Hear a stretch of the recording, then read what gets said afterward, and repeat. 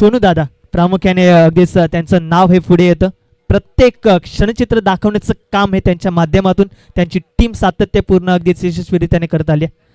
यावेळेस clean bowled Yash त्यांचा वेध you miss I will definitely hit back to back दोन चेंडूवरती दोन मोठमोठे हदरे देत असताना टीम दिविशा 11 ऐरोली या संघाचा जवळजवळ पहिल्या षटकातील 3 गडी बाद झालेत आणि टीमची धावसंख्या आपल्याला पाहायला मिळते फक्त आणि फक्त 6.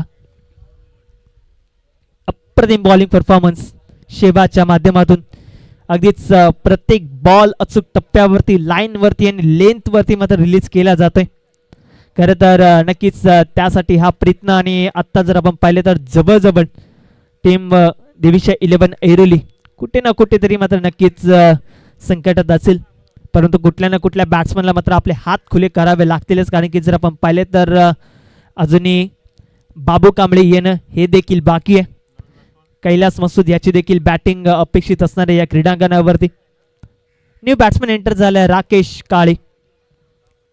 अजून एक अप्रतिम असा खेळाडू अनेक टॅलेंटेड खेळाडू टीम दिविशा 11 ऐरोली या संघाचं नेतृत्व देखील करतात. परंतु जर आपण पाहिलं तर ठाणे जिल्ह्यातून टीम संस्कृती 11 कुलचित हा संघ नक्कीच नवी मुंबईमध्ये दाखल झालाय आणि आज नवी मुंबई पंचक्रोशीमध्ये त्यांचा देखील खेळ अनुभवायला मिळतोय. अप्रतिम अशी गोलंदाजी सध्याच्या घडीला शेबाजच्या माध्यमातून पाहायला मिळते. अंतिमचा चेंडू स्टॅकर एंडला बॅट्समन राकेश काळे. हो यावेळेस मात्र आल्या फटका पुन्हा एकदा फसलाय आणि या मॅच मधील हॅट्रिक आपल्याला पाहायला मिळते. आजच्या दिवसातील अंतिमच्या दिवसातील पहिली हॅट्रिक आपल्याला पाहायला मिळाली टीम संस्कृती 11 कोलशेत या संघाच्या माध्यमातून. पूर्ण 3 दिवसातील ही पहिली हॅट्रिक आपल्याला पाहायला मिळाली.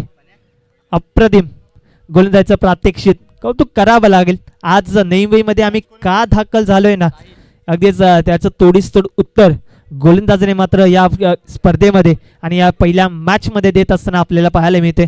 आतापर्यंत जर आपण पाहिले तर टीम दिविशा 11 ऐरोली या संघाचे जवळजवळ पहिल्या षटकामध्ये 4 गडी बाद झालेत आणि टीमचं टोटल 6 या आकड्यावरती 6 ऑन स्कोरबोर्ड 6 धावा.